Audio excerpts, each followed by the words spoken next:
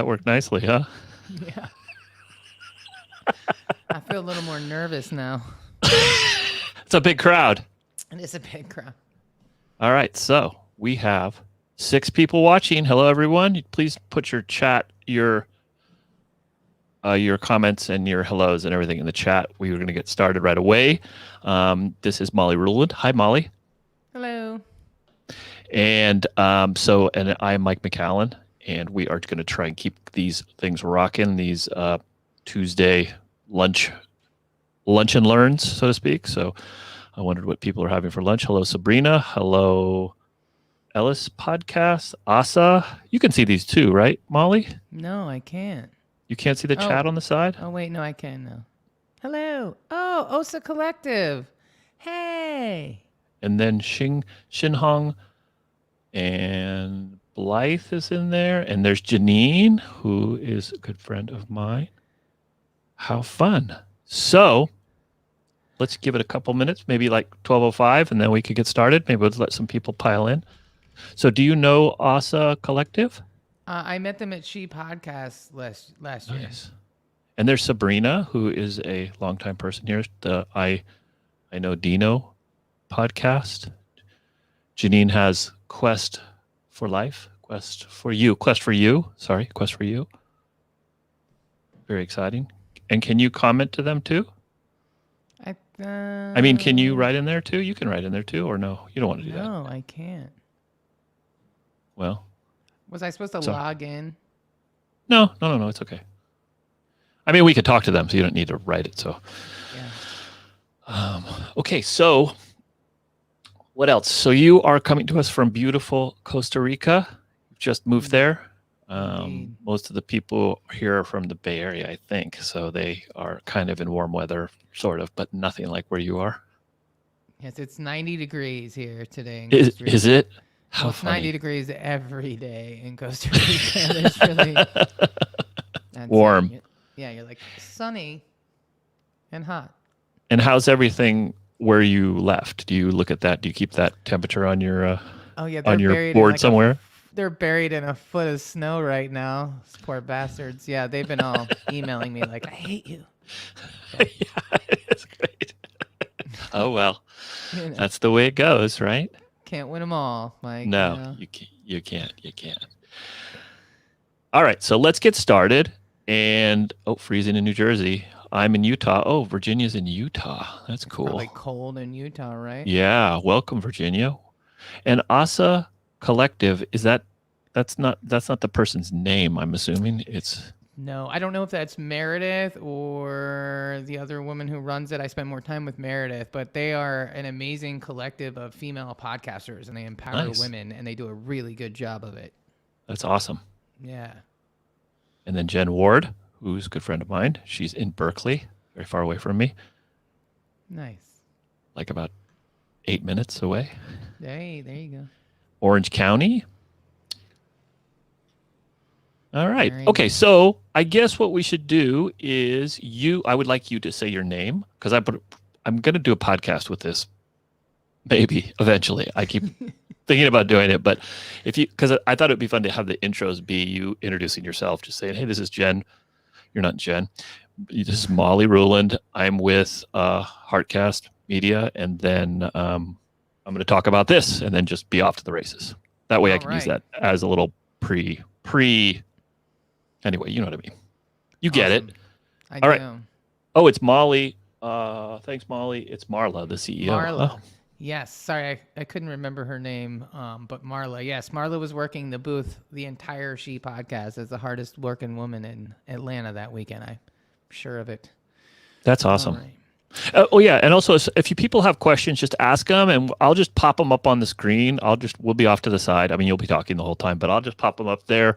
You can address them when you want to, and then we could just go from there. I think that'd be nice, because I love answering questions, so like don't be afraid to interrupt or ask questions at any time. Like the more specific I can get, the more helpful I can be, the better. So please don't be shy there. Yeah. All right, so are we ready? Let's do it. All right, let's go. Hello, my name is Molly Ruland. I am the CEO and founder of Heartcast Media, and today I'm going to talk about why every woman should start a media company in 2021. Super excited. I'm really grateful to be here. Mike, thank you for the invite to come do this presentation. This is the second time that I've done this, and I think this round will be a little bit better than the first, just like most things in life, right? So I really wanted to just empower more women this year and in general. And I've kind of figured some things out in my personal journey. And so I'm excited to share them with you because I feel like we don't collaborate, we don't share enough in general, like just in life, not women, not the podcast industry, just in general. And I'm somebody who would rather give up all the goods and empower more people to do amazing things because more women are employed, more women are empowered, more women are making money, and that cannot be a bad thing. So I'm going to go ahead and jump in and share my screen. Let me know if I have not done that correctly. All right. So what we will do is go to present. Okay. I'm going to go away. You don't Does have it to look look at my good? face. It looks great. Okay. So you guys can't see my face anymore, right? Is that correct? You're off to the side. They can see you. Can you see the chat and stuff or no? No, because I'm in full screen mode. Yeah. Let me see. Yeah, no, I can't. Okay. No worries. No. I'll just plop things in there and interrupt you and do that. Sounds good. All right. Okay. All right. All right. So, hello, California Podcast Association. Woo! I'm excited to be here. As mentioned, my name is Molly Ruland, Heartcast Media. We are a full-service podcast production company and content creation lab. Our company technically is based out of Washington, D.C., but our staff is all over the globe. So I founded Heartcast Media after owning a media company for 20 years, primarily focused around art, music, and culture, and creating communities in a local, ecosystem. And I loved what I did. I love amplifying and elevating voices. And so when I decided to form Heartcast Media in 2018, I just wanted to change my audience, change my client base, and amplify and elevate conversations that can make the world a better place because, the tides have shifted and things got increasingly more important and more real over the last 4 years. And so I just wanted to be on a bigger scale, elevating bigger voices to make a bigger impact. And so Heartcast Media, we produce content for businesses, brands, nonprofits, government agencies, think tanks.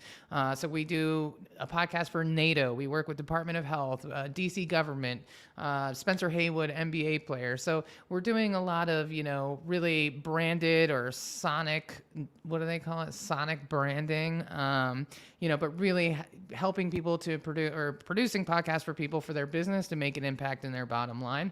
So I'm all about creating content with intention, setting realistic goals, understanding what the goalpost actually is and why that matters. So I also have a podcast called The Podcast Club. It's a podcast about podcasting. And I host it with my two buddies, Marcus, who is a 30-year music business veteran and stellar audio engineer, and Adam Levin, who owns a family-owned music company for 60 years and a company called Podcast Outfitters. And he is very knowledgeable about equipment.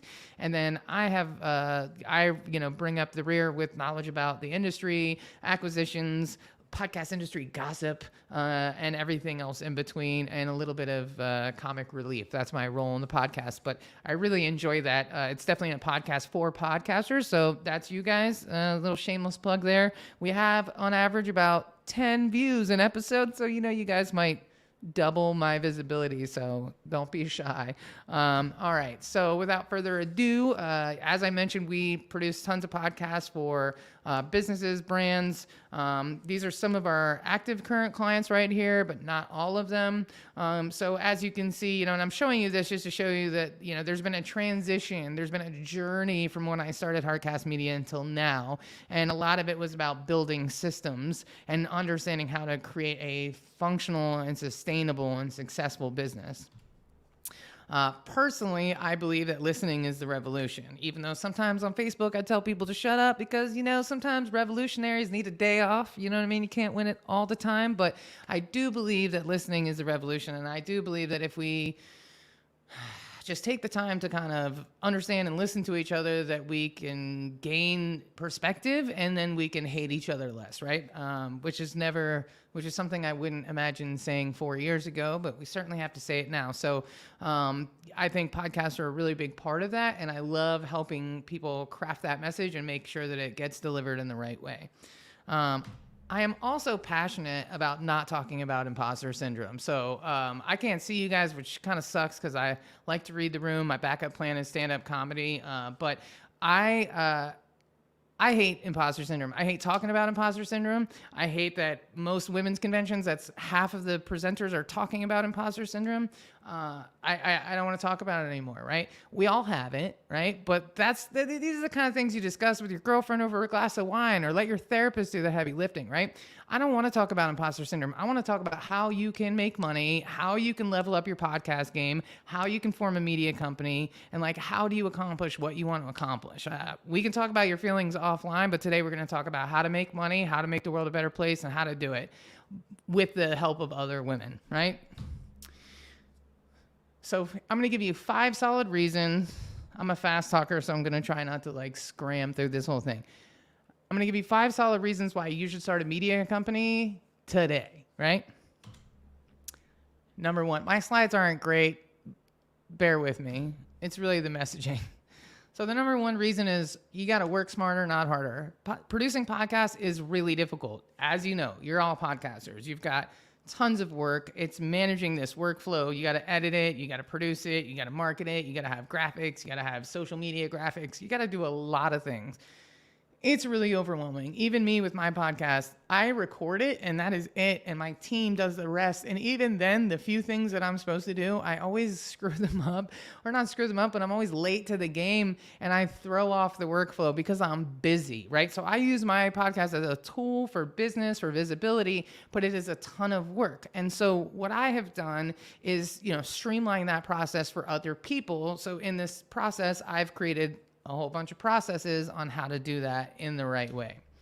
So the number 1 thing is work smarter, not harder, right? We are in the middle of a global workforce economy, okay? You can hire and do business with people all over the globe. And I think the pandemic has even shifted that even more so and made it even more apparent, especially in podcasting now with everything going on. You can interview somebody, like I have clients have a podcast about sanctions, and this season they're going to interview guys like attorneys from China to talk about this stuff. When we were in the studio a year ago, that's not something we would have ever thought about, right? So it's not just about like who your guests are, but it's also about employees. It's also about resources. It's also about hiring other women to get the job done, to make sure that you're hitting the mark and that you're producing your podcast in the best possible way, right? So a lot of people talk about, how do you find people, Fiverr, all these other things. Those are all kind of really bad platforms, to be honest. They're just predatory. Like, first of all, $5, like, come on, man. You get what you pay for. Number 1, those people have no security, right? So when we're talking about, I'm going to go back here. When we're talking about, hiring people in other countries, the first thing that people say is like, well, isn't that bad? Aren't you taking a job away? Like, isn't it predatory? Like, listen, how you treat people is universal, right? So if you have somebody on Fiverr, and Fiverr is taken 30 or 40% of it, they don't really have like a presence on Fiverr. They could log out the next day. You're never going to find them again. Nobody can live off of $5. And even if you're paying somebody $50 on Fiverr, that's still the gig economy, right? The gig economy doesn't serve anybody well at all. So we're in a situation where you can hire full-time people to take some of the work out of your podcast production and do it in a way that you're not taking advantage of anybody. You're actually supporting potentially other women in other countries, and you can pay them top dollar to do that work and get excellent results at a fraction of the cost. So onlinejobs.ph, everybody always asks me like where specifically you can hire these people. This has been my favorite website. It's mostly Filipinos. You can go on there, you can post your job listing, you can interview people, and then once you've hired them, you take them off the website and you're paying them directly. Nobody's taking a cut, nobody's being taken advantage of, and you have full access to a whole like slew of people who are ready to work and have degrees, experience. They're already podcast editors. They're already doing a lot of things. So you have the resources there. So I want to talk about what is the math on this, right? I'm a big fan of video podcasting. I think if you're doing a podcast and you don't do video, you're kind of wasting your time. Video is queen, as I like to say. Video can be used in a lot of different ways. I'm not crazy about the word repurpose because it sounds like recycling. I just think it's a great way to like display and present your content in general. It's just more shareable. It's digestible. It pops up on LinkedIn. It automatically plays. You can put subtitles on it, make it ADA compliant, put branding on it. There's a lot of benefit, right? So if you're talking about how can I make my podcast better? Well, if you want to really make your podcast better, you should outsource some of the work. And so you could easily spend $600 a month on a video editor. You could spend $600 a month on an audio engineer, and you could spend $600 a month on a copywriter. Now, if you go through an organization like Online Jobs, you can get, that's a full time. Right? Anywhere from $400 to $900 a month in the Philippines is excellent pay. So if you start somebody off at $600 and you can always raise them up, but that's for a month, that's 40 hours a week, right? So that's $1,800 a month. $1,800 is a lot of money to spend to have your podcast produced. I get that. But what if they were doing all this? They were recording the session. They were editing the session. They created the social shares. They transcribe the podcast. They create the show notes and the timestamps, and they do the upload and the distribution. Remind you, these are 3 different positions right here. The number one pitfall with people hiring people is they want to hire somebody who can do everything, and that person doesn't exist, okay? You can't hire a Filipino unicorn, man. Nobody's going to edit your audio, edit your video, write your content, and do your social media. It doesn't exist. You have to be realistic, okay? You have to be really realistic about what you want them to do. But we're specifically talking about podcasting. You're going to need these 3 people, all right? Those 3 people can do all of these things for you at $1,800 a month. So what if you were to partner up with some other women? What if you were to reach out to, you know, maybe some women you met at a podcast convention, or women you know locally, maybe somebody from the meetup? Why not partner up with a couple people? They don't have to be women. You can work with men too. I won't hold it against you. But, you know, why not partner up with some other people and split those costs? You know, $1,800 a month divided by 5 people is only $360. So imagine if you were spending $360 a month to have your podcast produced from top to bottom. Like, you can't beat that. And that's with a full-time video editor, a full-time audio engineer, and a full-time copywriter to make sure that all your content is popping. $360 a month really isn't a big deal, right? I know you're thinking, Molly, you know, I'm not really getting it, right? Like, why would I want to form a media company? Well, this is the numbers right here. There's strength in numbers. If you combine all your expenses and split it, then it's not unreasonable at all. And then now 5 people will have a banging podcast. Your podcast looks good. It sounds good. It's well produced. You've got marketing materials. You've got a transcription. You can turn that into a blog, into a LinkedIn post. Your SEO is popping. Your visibility is through the roof, and you're paying $360 a month. If you don't think a well-produced weekly podcast is going to increase your bottom line more than $360 a month, then, like, I'm not sure why you have a podcast, right? So, you know, number 2, I feel like I'm missing something there, but that's okay. So if you're thinking about leveling up the quality of your content, partnering with other people to split those expenses is a really great way to do that. Number 2, diversity, right? One of the biggest benefits that you're going to get from reaching out to 5 people or 6 or 7 or 8 people and saying, hey, let's form this little collective, let's split these expenses, is diversity.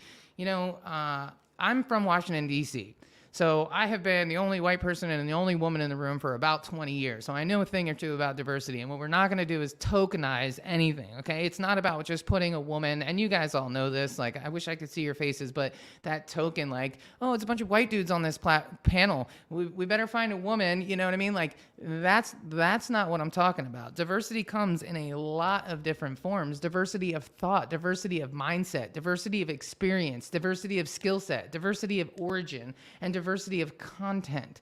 So it's not just about, you know, finding 5 people that you're really comfortable with and look like you and have the same content as you, and then let's split expenses. Like, sure, you can do that, but there's not going to be a lot of growth in that, right? You want people who think differently than you because they're going to bring fresh ideas to the table. You want somebody with a different mindset than you. Like, I read 30 books last year and really leveled up my my existence, right? I'm on this health kick. I'm losing weight. I'm reading books. I moved to Costa Rica. Like, my mindset is different than a lot of other people. And like, I'm a good person to be around because I'm going to try to level things up and think about things differently because I want to live a happy life, right? Like, it's not about, I'm not Grant Cardone, like 10x your business, baby. Like, no, I'm not talking about that. I'm just talking about living a good life. Like, don't you want to be influenced by other women who are thinking about things differently than you? And I'm not talking about finding somebody who's on the polar opposite of your political spectrum. I'm just saying, like, diversity is a really beautiful thing. Diversity of experience. I've got 20 years in multimedia. There might be somebody in your cohort that has 20 years in writing or copywriting or in marketing or whatever. And everybody can bring those things to the table to make something really, really great. You don't have to do this alone. So not only can you split your expenses, you can split your opportunities, your experience, your mindset, your everything, your content, right? You've got this really great platter of options now. And so, yes, it is about, working with people who look differently than you, 100%, but it's deeper than that. It is so much deeper than that. And you want people to have different content. Like, yes, you could start a media company with 5 other people that have like true crime podcasts, Sure. However, I think it's a little weird that so many people are obsessed with true crime. Like, there's not enough people dying that we gotta like spend our free time listening to more shit about people dying. But whatever, if that's your jam, cool. But like, if you start a podcast or a media company or a cohort or whatever you want to call it with 5 people with the same kind of content, that's not it, right? Imagine going to a cookout and everybody brings hot dogs. Like, that doesn't sound great to me at all, right? Or if you go to the cookout and everybody brought buns and no hot dogs. Like, lack of diversity might feel more comfortable at sometimes if that's what you've been, isolated with. But like, it's not good, man. You want to go to a cookout with burgers and hot dogs and alcohol with any luck, right? I don't want just a bunch of hot dogs. And this is not a reference to how many dudes there are in the podcast industry, but it could be. So you want to be equitable, you want to be diverse, and you want to be sustainable, right? So if you have different people come to the table and everybody has the same end goal, right? They might have a different way of looking at it. They might have a different way of getting there. They might have all this diversity, but what's going to happen is all worthy boats rise with the tide. So if you are band together and you're, equitable in that sense and everybody's sharing the load, right? You come up with a system for how you want things done. You build the system and everybody's podcast goes through the mix. That's a great skill to have. It's great to be able to collaborate with people and agree upon these things. And more importantly, it's sustainable, right? How easy is it to blow off like a podcast episode because it got late that week and like you just don't have the bandwidth for it, right? Like, it's super easy. Well, if you have a system and you're just recording and you're putting it into the mix, it's going to make your podcast a lot more sustainable. And if you're paying $380 a month or whatever it is, like that's a pretty low number. In fact, for my company, Hardcast Media, I charge $600 an episode to do all those things that I listed: record, edit, social share, transcription, distribution, show notes, and timestamps. $600 an episode. You're paying less than $400 a month to get 4 episodes, right?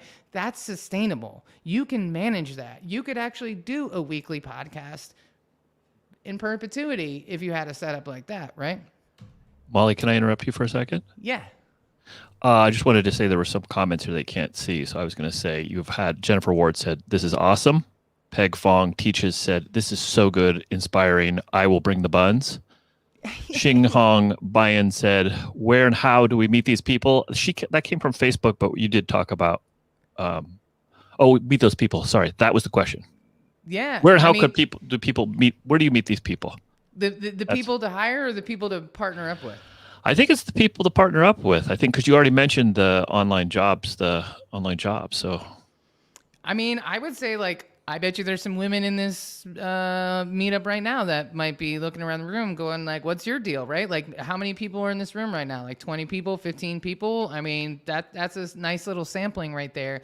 But I think it's about being in that mindset, and kind of when you start talking about it or maybe posting about it a little bit or saying like what you're doing and you're looking for other people, like they will come to you, right? If there's other podcast groups you're in, there's a group called Just Busters on Facebook, which is all women editors. that also have their own businesses and lots of other things. I mean, there's definitely opportunity there. I would say, put it into the universe, and like those people, you will find those people, but you got to speak it into existence, and they will come, they will show up, right?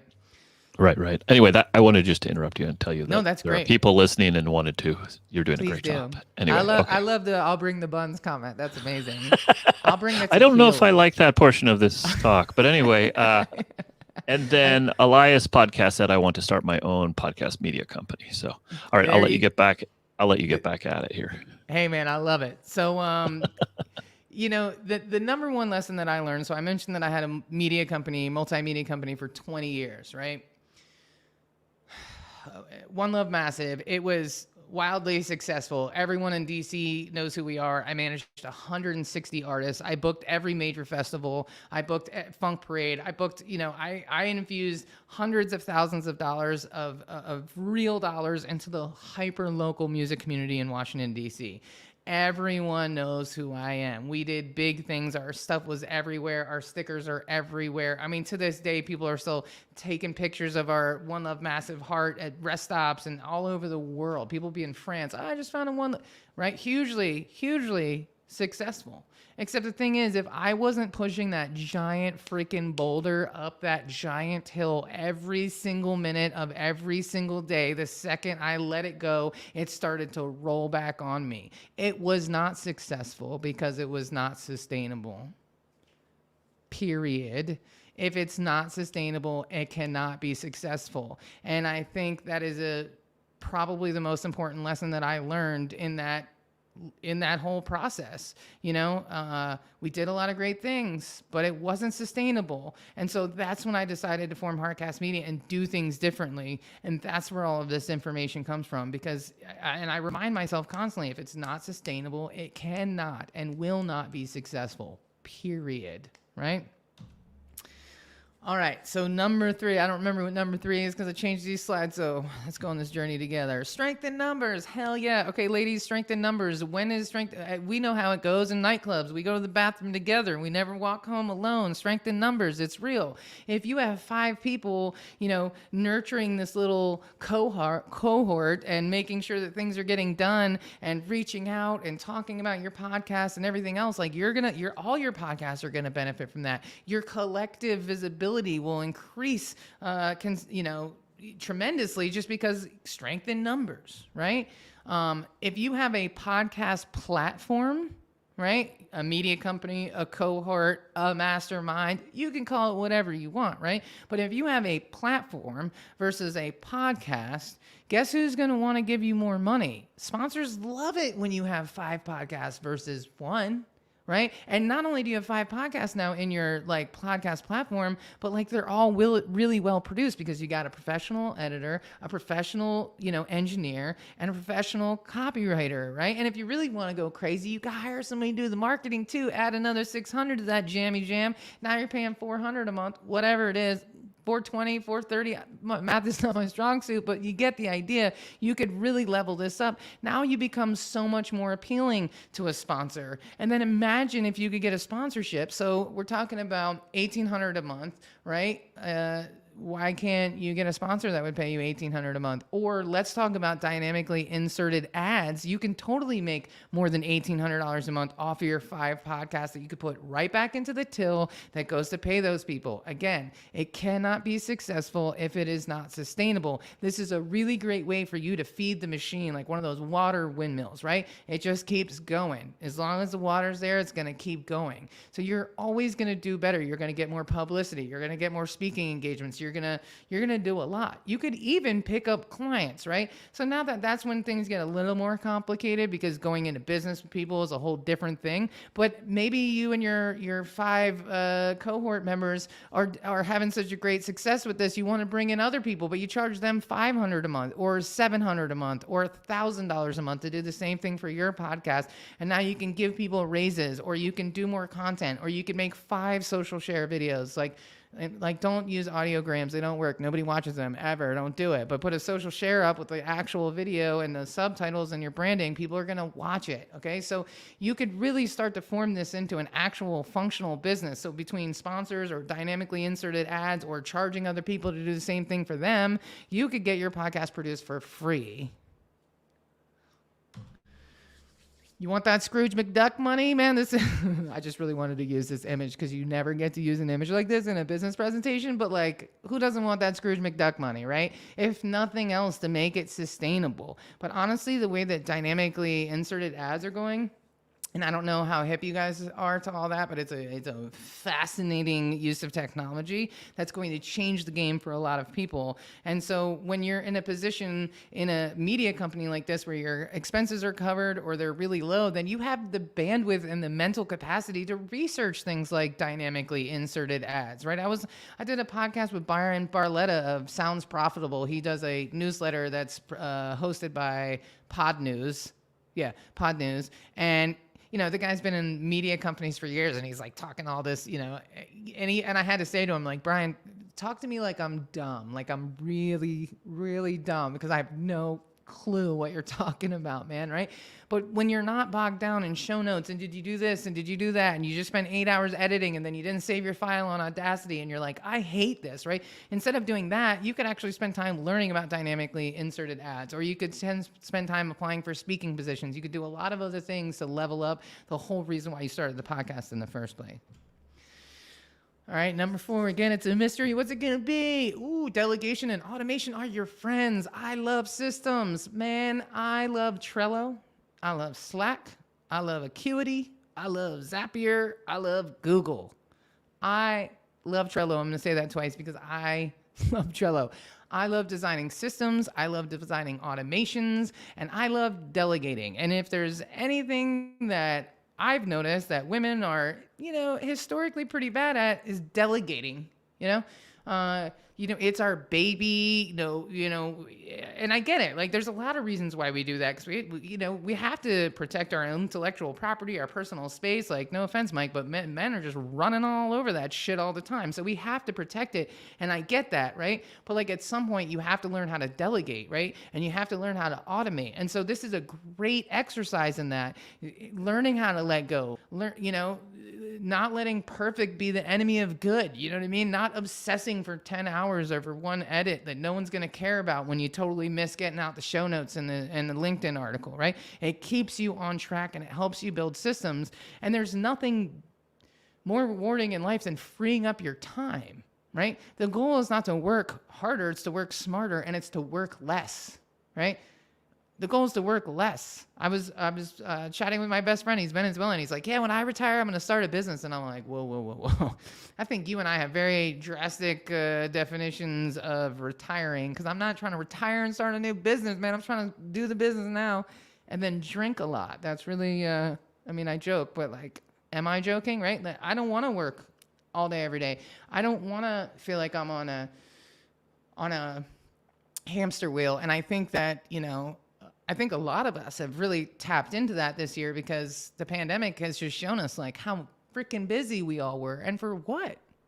Every year I was working more hours. Every year I was working more days. It's like that scene in Super Troopers when he pulls him over, but he's already pulled over and he's like, I can't pull over anymore. That's how I felt. I was like, I can't work any more hours. There's none left. I have to sleep, right? And it wasn't until I learned how to delegate and learn how to automate my systems, and now we're busier than we've ever been. Revenue is up 200% in 2020 from 2019. And it's because I learned how to automate things and delegate and give them to other people. And I don't really work that many hours in a day. I am not busy. And my business is growing daily, weekly, monthly, and I am not busy, right? So it's a bigger picture. It's not just about your business. It's about everything. Like, how can you improve things? How can you get back some of your time so that you can sit in the bath or drink a glass of wine or read a book or do whatever the hell you want to do other than just like being on this trap, right? Being in traffic all the time and all this and all that. We've all removed ourselves from that. So now what do you really want to do every day? When you wake up in the morning, you know, what does that look like? Is it dark outside? Is it light outside? What are you going to do for the first hour of your day? Like, where do you live? Like, really visualize, what do you want your life to look like? And then build it in a way that fits that narrative. Because I don't think that we actually connect A to B a lot. We just go, go, go, go, go. And then all of a sudden you stop one day and you look around and you're like, holy shit, man, this is not where I want to be. I'm not even sure how I got here. That's how I feel about being 45. I can't believe it, but it's true, right? I'm 45, you know, gonna be 46 soon too, right? It just keeps going. So learning how to, you know, reclaim your time, like the great Maxine Waters, you know, is never gonna hurt anybody, right? So this is a bigger picture. You start with this, and then you start to see other areas in your life that you can improve upon, that you can let go of, that you can delegate, and then you can do what you're really good at and what you really want to do, and then you're gonna show up so much better. You're gonna produce better content. You're gonna show up better in the world if you're passionate about what you do, right? This is one of my favorite quotes. Being good in business is the most fascinating kind of art. Making money is art. Working is art. Good business is art. And that's how I feel about delegation and automation and building systems and just like learning how to like crank the machine so that it keeps on running. This is a great, great exercise in that. It'll improve. Even if you just have a podcast that like help your business, this process will help your business. Number 5, what's it gonna be? This seems so obvious. We need more women in leadership. God damn it. These men have screwed up the whole planet. Everything's on fire. Animals are dying. We got no trees. It's a mess. It's a mess. We need more women in leadership. We need more women in leadership. Like this idea of imposters, like, no, man. You're not perfect. Neither am I. Nobody is.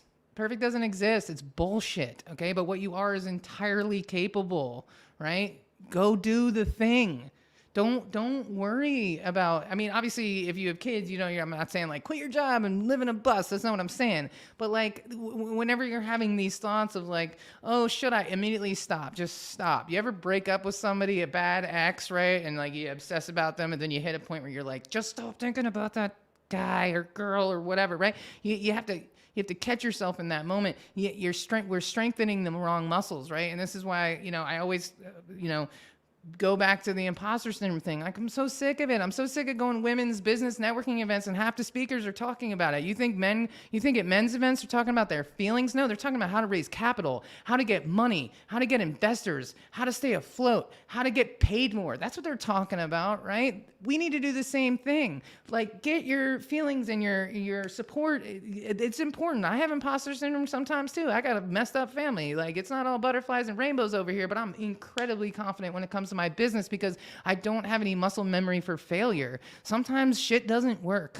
And then sometimes it does. You just don't keep doing the stuff that doesn't work, man, and you keep going. But we need more women in leadership. We need more women to feel empowered. We need more women like calling the shots. We need more women in positions of authority because we care more and we're empathetic and we're better. Sorry, Mike, but we are, because we make people. We make whole people inside of us. If it wasn't for us, there would be no people, okay? So we need more women in leadership. So if you have any desire, this is a great place to start, because you don't necessarily have to form a business. This doesn't have to be an LLC. These people, you know, especially if you go to onlinejobs.ph, you're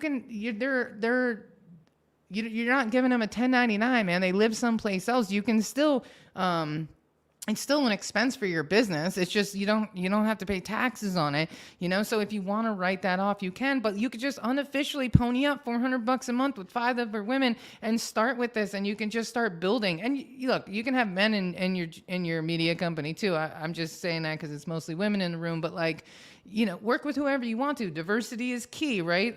Lean away from white dudes. Sorry, Mike, but I hope no one's offended, but I talk a lot of shit about white dudes because, like, God damn it, somebody has to. But the point is like, this will just strengthen those skill sets. It'll make you better. It'll make this a more well-rounded thing. And then when you start to see your time freeing up and you see your podcast is better and the visibility is higher and the results you're getting are better and you're getting more clients because of it and you're making more money because of it, and you're going to start to feel really good about that. And then it just starts to open up. Well, what else? Right? I quit smoking. I smoked for like 20, I don't know. I don't even want to say how long I smoked because then you're going to think I'm like 70 years old. I smoked for way too long until I got this voice. That's why they call me sir at the drive-thru and on the telephone, because I smoked Marlboro Reds for like 22 years, you know, and I quit. And it's like, I can't even imagine, you know, not being able to do that. Like when I quit smoking, I was like, damn, I did that shit. And then I was like, well, what else can I do? You know? And this is the same kind of thing. Once you realize that you are the captain of your own ship, anything is entirely possible. So why not start with your podcast?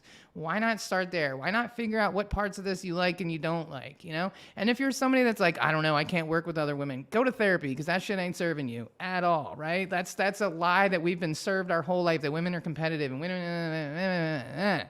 No, it's only true if you behave like a jerk, right? It's only true if you fulfill that prophecy. It's only true if you behave that way. So all we have to do is be better. All we have to do is like be uncomfortable, get used to diversity, not always be in charge, be more confident sometimes, say what you mean, don't apologize for everything, right? And just learning how to delegate and automate is going to make everything in your life so much better, and start to reclaim that time. Your podcast will level up, your business will level up, your whole life will level up, right? And again, it's not a 10x your Grant Cardone thing. It's just like, don't you want more time for yourself? You know, why did you start a podcast, right? What is the goal in starting a podcast in the first place? Why not do the best job you possibly can? Right? And especially now that we're in this position of like not being able to network face to face and do all these things, like your podcast is the number one tool for leveling up your business. So do a great job of it. And this is a really way to do an amazing job of your podcast. Again, my clients, 600 episodes, that's $2,400 a month is what they spend for me to produce their podcast. You can do the exact same thing that I'm doing for your podcast for less than $400 a month, right? Every single one of my clients has seen an uptick and an increase in their business. There's no reason why you can't as well. So I'm pretty sure that's it. Yep, I mean, why not? That's a great screen to end on. I don't know how to, where are we at? Okay. So yeah, I'm going to stop my screen sharing. I took it away. All right. Because I didn't want anybody to see anything. And I appreciate you keep saying, I don't want to offend you, Mike. That's really nice of you. So you can see the chat in here. Great job, first of all. I love women. I think they should be in leadership. I live with 4 here in the house. So, and I am the lowest on the rung, which I enjoy being. I'll stay there nicely. But on the rungs. But did you see some of these things? I was, you know, everybody's just cheering you on. So I popped them on the screen. I don't know if you couldn't see them. No, so. I couldn't see them. I love this. This is great. Yeah. So I guess I had a few questions to get started. So people start popping your questions in there. We can ask them, but I'm going to start it out like, what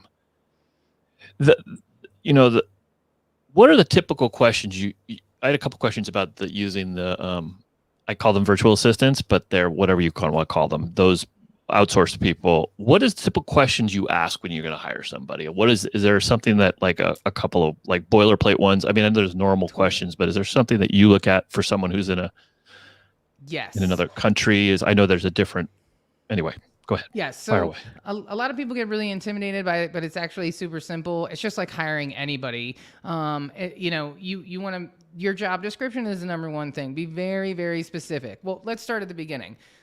The first thing you need to do is write down everything that you would want somebody to do for you. In this example, it's pretty specific. You know what I mean? Like, podcast editing, recording, editing, social shares, right? But, you want to think about everything you want that person to do. And then you got to put those things into different buckets. So you've got a video person, you got an audio person, and then you've got a marketing person or a copyright person, right? You want to make sure you understand that those are different jobs. So being realistic with who you hire is the first thing. And then writing a really good job description, right? For example, your video editor probably probably going to be terrible at English, like specific grammar, but he's going to be a beast of an editor. Do you really need him to speak good English? Because if you're going to have your video editor doing social media posts, like that ain't it, and it's not going to work, and you're going to be disappointed. So make sure you know pick things you know intentionally.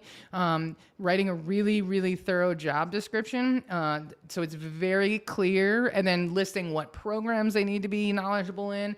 And then the third one, this is the trick du jour right here, is you have them do something specific. Edit this minute of audio. Write a cover letter saying why. 96% of people are not going to follow instructions. Don't hire them. That's great. That's great advice. Right out the door, Yeah. right? Because, you know, you're going to get a lot of people like, oh, I'd love this job. I have no experience. And then you have people in there with like MBAs and who have like edited podcasts for the last 6 years and going to do a better job than anybody you've ever met. You got to be really specific, which is why I encourage hiring a video person, an audio person, and a content writer, because your content writer is going to need to know how to speak great English. I prefer the Philippines group because it's a little stereotypical, but in a positive way. Filipinos tend to be honest in general, and they're just super nice people. They're one of the pitfalls is that they don't like confrontation at all, and so if they're confused about something or they're unsure, they might not ask you because they don't want to upset you, even though it wouldn't upset you, but like they just don't want to make waves. So you have to be very proactive in making sure that everybody's comfortable and everybody's cool. But once you get into a system, you can keep it moving. And then the fourth thing that's really important is hire somebody full time. That's why it's important to commit to the $600 a month. Full-time employment is security, right? Yeah. So, you know, I've talked a lot about this where people are like, I don't know. And I'm like, listen, man, my head engineer is in Virginia. He makes $80,000 a year, and that's not even enough to live off in the DMV. It's like Oakland. It's shit is dumb expensive for no reason. It's offensive, right? So that's barely enough to live on, but he's an employee. He has benefits, and that all happened during the pandemic. He went from being a contractor to an employee. Leo, my web designer, he makes the top dollar that you can make in India for web design. Grace, my content writer, she makes top dollar in Kenya. John in the Philippines makes top. They all are making it. My point is they're all at the top end of their salary scale in their country, and they get a paycheck every Friday, whether Leo has websites to build or not, right? That's what you need to offer people is security, because if they don't have to go find their paycheck and their way to eat someplace else, they're not going to disappear on you, right? Like you can't give somebody 20 hours of work a week and think they're going to respond every time you send them a message on Slack. That's just incredibly privileged and short-sighted, but it's an easy trap to fall into, right? So that's why hiring somebody full-time is I believe is the way to go. And then what I also recommend, the fifth thing is like hire people and pay them weekly, not monthly. And then that way, if it doesn't work out after a couple weeks, you can say, listen, here's your weekly pay. I'm gonna, look for somebody else, whatever. The other benefit to hiring somebody, offshore is you don't have all the same employment issues. I don't advocate for firing people, but sometimes you need to fire somebody in your company that's really bad news, and it can be an actual nightmare, and they can screw you for a lot of different reasons, and they could have worked for you for a week, right? There's a lot of weird rules there. So if you're in a fire at will or at will employment state, it's a little different, but if you're not, so I'm just saying it's a little easier to try people out for a week or two, and then you're not out for a whole month worth of pay for somebody. You're out $150, and whatever, man. I've spent $150 on dinner in DC with friends, right? And didn't freak out about that. Sure. So sure. That's the big thing, huh? You go out and spend it easily. That's a low risk, right? It was an overpriced dinner. I'm gonna say that, but I'm just saying. Well, that doesn't sound like out here. It doesn't sound crazy like I know dinners. It's crazy how conditioned we are to being like. Especially if you're drinking, that's the other thing with the bill, right? Yeah.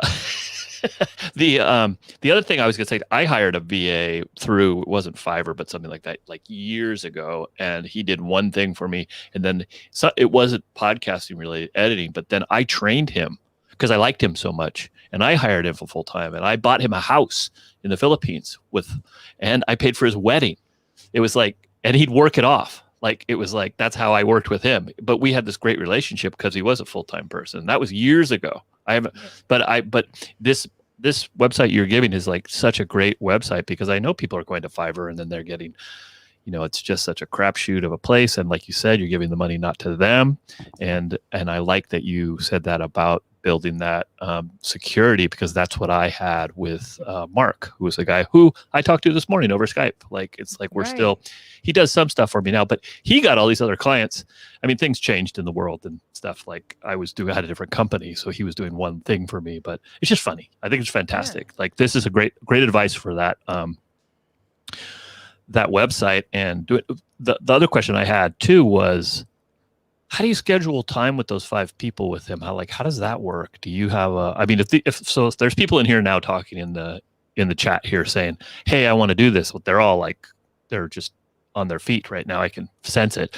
But like, how do you schedule time between the different people? Like the podcast, is there a special, I don't know. Oh, you mean like if 5 people were using the same people? Yeah. How do you kind of do that? It's just like my business, right? You go online, you book, you schedule your time to record, and then you have a system. It's like we do 3 business day turnaround. So if you record on Monday, you'll have your files by Thursday. So if you need to produce your podcast on Thursdays, then you should have your files by Monday. And if everybody in the group wants their podcast to go out on Thursday, you should probably renegotiate that and not have everybody's go out on Thursday. Yeah. You know what I mean? Like, you just adjust it. But for these people, producing 4 episodes a month is not a big deal. Right. You know what I'm saying? So if you have 5 people that are doing 20 episodes a month, that's still not a big deal. That's like 1 podcast a day. Like, my video editor can edit more than 1 podcast in a day. Like, you're not even keeping these people super busy, you know? Yeah. Okay. And then people here are asking questions in there. We could probably go to a couple of those. Is that, she wants to connect with you. She has 1,000 podcasts on her network, ASA Collective. Yes. Which is good. And where can I find people to collaborate with? I'm looking right now. And I think you said that a little bit about that, but. Yeah, well, and I would reach out to, like, think about who you've networked with in the last year. Like, I know whenever I go to like a women's networking event, whenever, like, there might be a lot of women there that I don't necessarily resonate with, but there'll be like a couple where I'm like, oh, you're my people. Let's go drink some whiskey after this or whatever, right? Like, think about who you've met. Think about who you resonate with. Think about who has a podcast who's also interested in it. Maybe put a call out on Facebook and say, hey, I'm looking for a couple of partners in this thing, I think that if you put the word out, and present it to people in a way, it'll just make sense for them. But, I mean, you are you are the sum of the 5 people you surround yourself with, right? So think about who you've come across that really made you feel good or made you think about things or kind of elevated you a little bit, right? Yeah, and I guess when the events, if they ever start up again, those are the ones to go to, those podfest or podcast movement or local ones like we have, Right. Like all the women in this group right now, like, talk to each other. You know what I mean? Like, some of you were saying, hey, I'm looking for these people. Like, message each other, right? Connect, see if it would work. Because again, you don't have to love them. They don't need to look like you. They don't need to have the same experience as you. In fact, it's better if they don't, right? So, like, obviously you want somebody who you can communicate with and jive with, but, like, get out of your comfort zone a little bit, and you're not paying anybody. You're just putting it into a till and it's going to this worker. So there's no hierarchy. There's no CEO. There's none of that. You're just a cohort, right? You're a group of people. The cool thing about America is you can call yourself whatever you want. You can be a media company. Why not? Yeah. Or why not? No one's going to show up and be like, I don't know. Yeah, totally right. Okay, well, I guess that's all the questions. I guess what are my questions I would have? I guess, like, setting up the systems is something that I'm in the midst of right now, trying to get the right stuff going, and people. I can show you guys a Trello board if you want. Yeah, that I mentioned that in here earlier on this chat, that I saw your Trello board and I was impressed. I'm impressed with your Trello board. All right, here, we'll do that. I love Trello, as I mentioned twice. I really do. I'm obsessed with Trello. So for Heartcast Media, everything is on Trello boards. We have production flow, website, video workflow, the workflow HQ. These are for all the audiobooks we're producing. And then for all of our clients, we've create like a special board for them.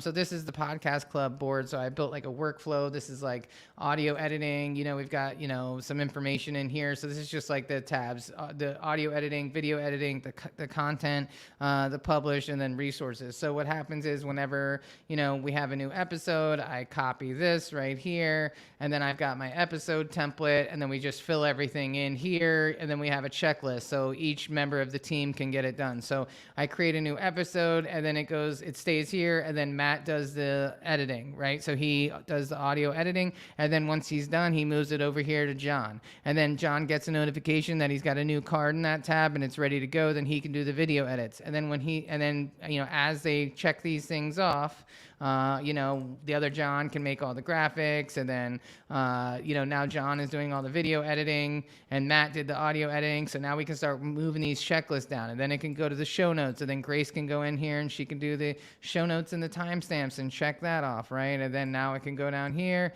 and it can go into here. We'll go at the top, and then this would be published, and then that's when John and Matt jump back in, and they would do the blog post. They would, update the Google Drive, all the different stuff. So you can create whatever checklist you want, and then you could just move it through, and then all the resources are here. What is the podcast plan? What is the goal of this podcast? What am I trying to do?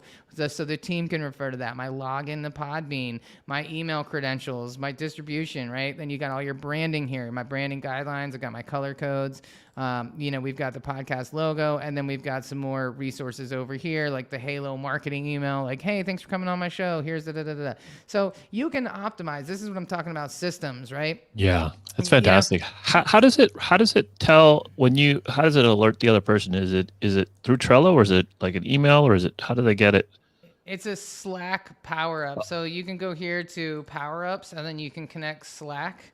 And then what happens is you can send a Slack notification. So like I could send a notification that like anytime a card is moved, it notifies the team or whatever. But then you can also go on here and you can just tag people, and you can say like, hey, Grace, where's the, where's the whatever? And that's going in Slack. Exactly. Or it just comes right here. They get a notification from Trello or from Slack. And then I don't have too many Slack integrations, because at some point you're just like, Jesus Christ, enough of the notifications already. You know what I mean? Yeah. But this is also great because you can add, like for example, like we produce a podcast with NATO, and we work with lots of people on their team. And so everybody from our team and everybody from their team is on this board. And it's great because then if they have a question, they can just tag Matt. Hey, here's our schedule. Here's our whatever, right? Like, it's just a really great centralized system. Great. So you could do the same thing for your media company. You could have your episodes here, right? You know what I mean? Like all 5 podcasts could be on this one board, and you could see where it is, and you could contact people and, track the whole thing, right? So again, it's all about like building systems, getting that set up, making it really easy for people. And it's that delegation thing, right? Like I don't want to be the holdup, like to send something to somebody. So when somebody books a podcast episode on my website, it automatically creates a Google Calendar event. And then that Google Calendar event automatically creates a Trello card. And then that Trello card sends out a Slack notification. And everything that the client filled out when they booked the podcast is on that card. So that way, everything is just super clean. I don't have to get involved. I don't have to tell them what the client ordered, what their name is, what their guest is. It's all there. I stay out of the way. My job, thank you, Marla. My job is to make amazing Trello boards and build the system so that my team can use them, right? So if you partner up with 4 other women, like hit me up, man. I'll teach you how to do this. I'll give you copies of my boards. Like I'm so committed to this idea of like collaborating and sharing information. I would rather take 10% of the profit than 100% of the risk, right? And if I can teach a whole bunch of other women to run podcast companies successfully, then like more women win. And that's great. You know what I mean? Like it doesn't take anything off of my plate. We just build a bigger table and we can all sit down and eat, right? So if you want to do this and you got a couple people together and you don't know how to get this thing started, hit me up. I will give you the keys to the castle. I will give it to you, and you can get it done, right? Because we just need to get in this mindset that we can do it and anything is possible, and it's our turn, damn it. It is our turn, right? That's awesome. So let's get it done right, Awesome. Awesome. What a great way to end this. It's Boom. perfect. Yeah. Boom. Knowledge bomb. Boom.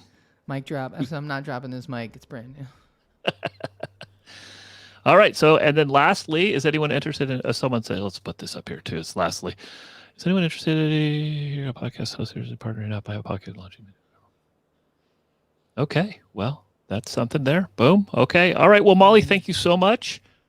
Yes, Thank you, everyone. I absolutely. wanted to be respectful of everyone's time because we said 12 to 1. If there's any last questions, please fire them away right now because Molly has to get back to the beach. And I need to sit in my basement for the rest of the day. Yeah, when you put it that way. And hey, hit me up anytime. It's Molly at Heartcast Media. If you go to Heartcast Media's social media, you can find me. Like, please contact me. Like, I'm happy to share this. And Marla, I would love to work with you. I love what you guys are doing. I think it's awesome. So yeah, Cool. just let me know. Great, great. All right. Well, thank you so much, everybody. Thank you, Molly. And next week, I think we have Joel Sharpton, and then we have Tom Webster coming. So lots of different people. And then Molly, I'd love to talk to you about who you else think should come and talk to these wonderful people. There you go. Thank you. All right. Thank you All so right. much. Thanks, guys. Bye-bye. Take care.